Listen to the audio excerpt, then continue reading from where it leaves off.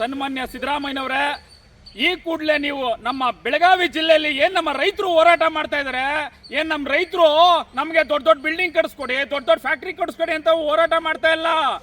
ಕಳೆದ 7 ದಿನದಿಂದ ಬಿಸಿಲು ಮಳೆ ಅಂದೇನೆ ನಮ್ಮ ರೈತರು ಕೇವಲ 3,500 ರೂಪಾಯಿ ಪ್ರತಿ ಟನ್ಗೆ ಬೆಲೆ ಕೊಡಿ ಅಂತ ಹೋರಾಟ ಮಾಡ್ತಾ ಇದ್ದಾರೆ. ಆದರೆ ನೀವು ಏನು ಮಾಡ್ತಾ ಇದ್ದೀರಾ?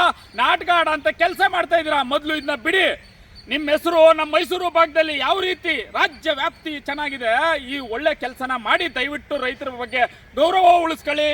ಯಾಕೆಂತಂದ್ರೆ ನೋಡಿ, ನಮ್ಮ ವರ್ಣನಾಲೆಗೆ ನೀವು ಒಳ್ಳೆ ಕೆಲಸ ಮಾಡೋದ್ರಿಂದ ದೇವರಾಜ ಅರಸು ಅವರು ಯಾವ ರೀತಿ ನಿಮ್ಮನ್ನ ಕೊಂಡಾಡ್ತಾ ಇದ್ರು, ದೇವರಾಜ ಅರಸುನ ಅದೇ ರೀತಿ ಸಿದ್ದರಾಮಯ್ಯನವರ ವರ್ಣಾ ಕ್ಷೇತ್ರದಲ್ಲೇ ವರ್ಣನಾಲೆ ಮಾಡಿಕೊಟ್ರಿ ಅಂತ ನಾವು ರೈತರು ನಿಮ್ಮ ಭಾಗದ ರೈತರು ಕೊಂಡಾಡ್ತಾ ಇದ್ದೀವಿ. ಅದೇ ರೀತಿ ನೀವು ರಾಜ್ಯ ವ್ಯಾಪ್ತಿ ಏನು ಬೇರೆ ಬೇರೆ ರಾಜ್ಯದಲ್ಲಿ 4,000 4,500 ಕೊಡ್ತಾ ಇದ್ರು, ನಾವು ಕೇಳ್ತಾ ಇರೋದು 3,500 ರೂಪಾಯಿ ಮಾತ್ರ ಪ್ರತಿ ಟನ್ಗೆ ಬೆಲೆ ನಿಗದಿ ಮಾಡಿ ಅಂತ 7 ದಿನದಿಂದ ಲಕ್ಷಾಂತರ ಜನರು ಹೋರಾಟ ಮಾಡ್ತಾ ಇದ್ದೀವಿ.